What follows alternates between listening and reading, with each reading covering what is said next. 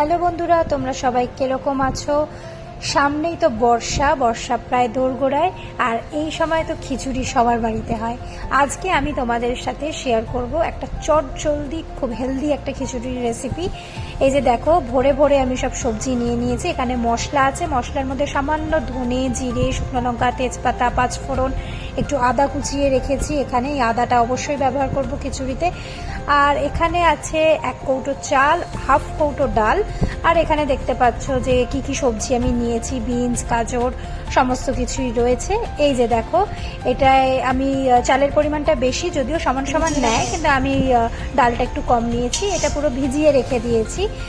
এবার আমি কিন্তু খিচুড়িটা বসাবো। খিচুড়িটা খুব সহজভাবেই করব। এই খিচুড়িটা খুবই হেলদি একটা রেসিপির মধ্যে পড়ে। সবাই খিচুড়ি খেতে মোটামুটি ভালোবাসে, আবার অনেকে ভালোবাসেও না, কিন্তু এই খিচুড়িটা কিন্তু সবার ভাল লাগবে, যেহেতু এটা খুব সিম্পলভাবে হবে। আর অনেক সবজি এখানে দেওয়া হচ্ছে, একেবারে শীতের খিচুড়ির মতো। শীতকালে যেরকম এর মধ্যে অনেক কিছু দেওয়া হয়, ফুলকপি টুলকপি দেওয়া হয়, কিন্তু এটা যেহেতু গরমকাল, এই বর্ষাকালে কিন্তু এই খিচুড়িটা মাস্ট। আমি দেখো একে একে সবজিগুলো ভাজছি, যেরকম আলু, এখানে গাজর, বিনস, এগুলো কিন্তু আমি আগে ভেজে নেব। এগুলো যেহেতু একটু সিদ্ধ হতে সময় লাগে, ভেজে নেওয়ার দরকার। তাই জন্য এইটা আমি কিন্তু তেলের মধ্যে, সর্ষের তেলের রান্না হবে, এগুলো আমি আস্তে আস্তে সব কিন্তু ভেজে নেব। এর মধ্যে ভাজার জন্য কিছুই থাকবে না, শুধু অল্প নুন আর হলুদ দিয়ে এই রান্নাটা কিন্তু করা হবে। আর মানে যে ভাজাগুলো আছে সেই ভাজাগুলো ভাজা হবে। আর ওইদিকে কিন্তু আমার চাল ডাল এখনও ভেজা রয়েছে, যত ভেজা থাকবে তত জিনিসটা ভালো হবে, সিদ্ধ তাড়াতাড়ি হবে। এই যে দেখো, আমি নুন দিয়ে দিলাম, নুন দিয়ে একটু ভালো করে নাড়াচাড়া করব।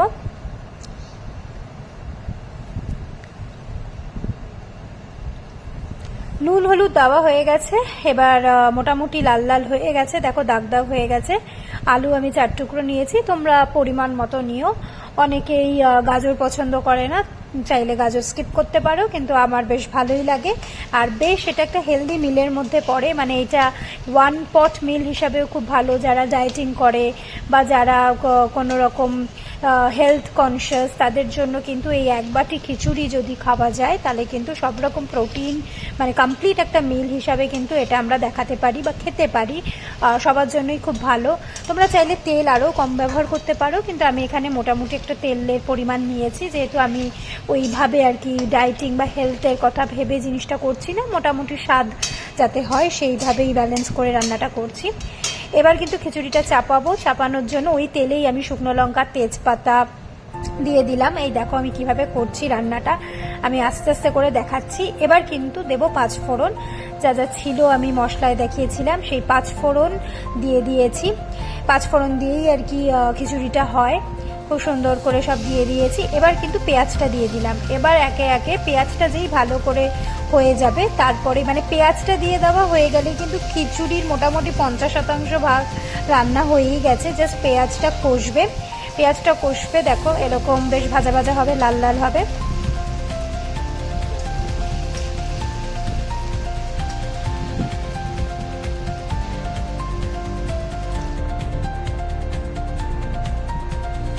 বর্ষাকালে খিচুড়ি তোমাদের কার কার ভাল লাগে অবশ্যই কমেন্ট করো। বর্ষায় খিচুড়ি কিন্তু সবার বাড়িতে হয়। আর এবার দেখো, আমি আদা যেটা কুচিয়ে রেখেছিলাম সেই আদাটা দিয়ে দিলাম। খিচুড়িতে কিন্তু আদা দিতেই হবে।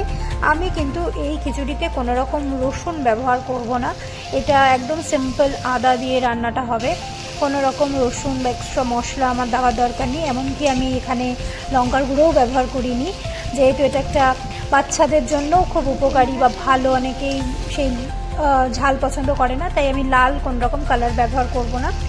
এবার আমি পেঁয়াজটা যেই ভালো লাল লাল হয়ে যাবে, তারপর আমি কিন্তু টমেটো যেগুলো কুচিয়ে রেখেছি সেই টমেটোটা দিয়ে দিলাম। এই পেঁয়াজ আর টমেটো খুব ভালো মতো রান্না হবে, এই যেরকম হবে।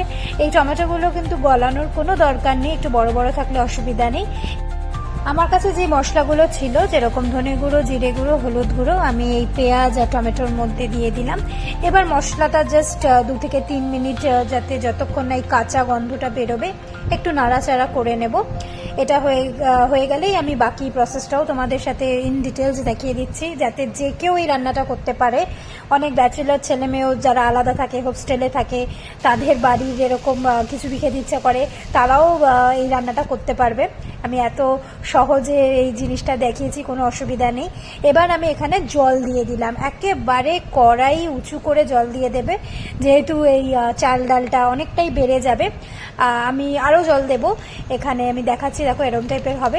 এখানে গরম জল দিতে পারলে অবশ্যই ভালো, কিন্তু আমি গরম জল ব্যবহার করিনি, আমি নর্মাল জলই ব্যবহার করেছি। তবে অবশ্যই ঠান্ডা জল কেউ ভুলেও দিয়ে দিও না, গরম জলই ব্যবহার করলে খুবই ভালো, নাহলে নর্মাল বোতলের জল তোমরা কিন্তু ব্যবহার করতে পারো। এই দেখো খিচুড়ি কিন্তু আমার অনেকটাই হয়ে এসছে। এবার আমি চাল ডালটা দিয়ে দিলাম। অবশ্যই যখন জলটা ফুটে উঠবে তারপরেই এই চালটা তোমরা মেশাবে, চাল ডালটা মেশাবে ভালো করে। জল ছেড়ে দিয়েছে, দেখো জলটা কিন্তু আমি দেবো না, জাস্ট হাতে হাতে তুলে দিয়ে দেব। এইভাবে পুরো খিচুড়িটা কিন্তু আস্তে আস্তে এবার 10 থেকে 15 মিনিট রাখলেই হয়ে যাবে। অনেকে খিচুড়ি একদম ঝোলা খিচুড়ি পছন্দ করে, একদম লিকুইড, আমারও খুব ভালো লাগে, বেশ চামচ দিয়ে ঘি দিয়ে বা বাটার দিয়ে খাওয়া যায়। তোমরা কীরকম পছন্দ করো সেই মতো করে কিন্তু তোমরা জল অ্যাড করতে পারো। মোটামুটি এটা কিন্তু একদমই টাইট হবে না।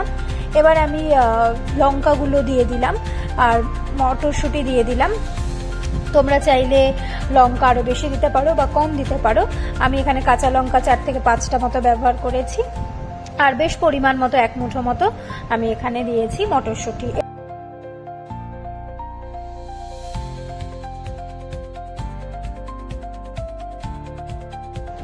আর প্রথমে যে আলু, বিনস আর গাজরগুলো ভেজে রেখেছিলাম, এবার এগুলো দিয়ে দিতে হবে একদম শেষে। এই দেখো আমি পুরো যেগুলো ভেজে রেখেছিলাম একদম ফার্স্টে সেইগুলো কিন্তু দিয়ে দিলাম পুরোটা। এবার সিদ্ধ হবে আলুটা, তাই এখন দিয়ে দেব। আর রান্নাটা কিন্তু আমার মোটামুটি হয়েই গেছে, এবার জাস্ট চালটা সিদ্ধ হওয়ার অপেক্ষা, আলুটা সিদ্ধ হওয়ার অপেক্ষা, বাকি হয়েই গেছে। এটা ফুটে আসলেই হবে। আমি উপর থেকে আরেক চামচ, কারণ খিচুড়িতে নুন একটু কম হয় সবসময়, একবারে হয় না, তাই আমি আবার শেষে 2 চামচ মতো নুন দিলাম। তোমরা নুনটা কিন্তু অ্যাডজাস্ট করে দেখে নিও। খিচুড়ি একদম টকবক করে ফুটছে আর খুব সুন্দর একটা স্মেলও বেরিয়েছে। এই দেখো খিচুড়ি কিন্তু আর মোটামুটি 10 থেকে 12 মিনিটের মধ্যে হয়ে যাবে। একটা অসাধারণ কালার বেরিয়েছে। আমি কোনো রকম লঙ্কার গুঁড়ো কিন্তু ব্যবহার করিনি। এবার কিন্তু কেটে রাখা পেঁয়াজ আমি দিয়ে দিচ্ছি, একদম মানে ভীষণ টেস্টি খেতে হবে। এই রান্নাটা তোমরা জাস্ট একবার এইভাবে খিচুড়িটা করো, তোমরা অনেকেই এইভাবে খিচুড়ি নিশ্চয়ই করো। আমি একদম সহজভাবে দেখালাম যাতে সবাই করতে পারে। এই দেখো টকবক করে আমাদের খিচুড়ি কিন্তু রেডি। বর্ষাকালে এরকম খিচুড়ি মানে যে কারোর পছন্দ হবে, আমি শিওর তোমাদের এই রান্নাটা ভাল লাগবে। এই দেখো চালটা ডালটা সব ভালো মতো সিদ্ধ হয়ে গেছে, আর যেহেতু লঙ্কার গুঁড়ো ব্যবহার করিনি, খুব সুন্দর একটা মাইল্ড ইয়েলো কালার এসছে। আর একদম সবজি টবজি দিয়ে মানে এত ভালো লাগবে এটা খেতে। আর এই দেখো উপরে আমি একটু ধনেপাতা কুচো দিয়ে দেবো। অনেকে ধনেপাতা ভালো লাগে না, তারা দিও না, তো আমার খুব ভালো লাগে। আর এটা দেখতেও কিন্তু খুব কালারফুল হয়েছে, খুব সুন্দর লাগছে। এবার কিন্তু আমার খিচুড়ি অলমোস্ট হয়ে এসছে, এবার নামিয়ে দেব। খিচুড়িটা কিন্তু ঢাকার কোনো দরকার নেই, এটা এরকম মোটামুটি এই ধরনেরই থাকবে। আর একটু পাতলাও চাইলেও করতে পারো, কিন্তু আমার মনে হয়েছে যে এটা ঠিকই আছে, এর বেশি পাতলার দরকার নেই। আমার খিচুড়ি একদম রেডি। এবার গরম গরম খিচুড়ি পরিবেশনের পালা।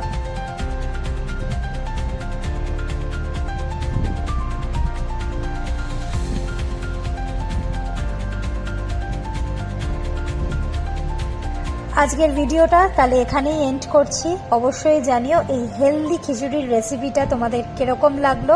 1 চামচ ঘি দিয়ে অথবা বাটার দিয়ে অথবা শুধুই তোমরা কিন্তু এই খিচুড়িটা দারুণ উপভোগ করতে পারবে। আজকের মতো এখানেই ভিডিওটা এন্ড করছি। তোমাদের সাথে আবার নতুন একটা সুন্দর রান্নার ভিডিও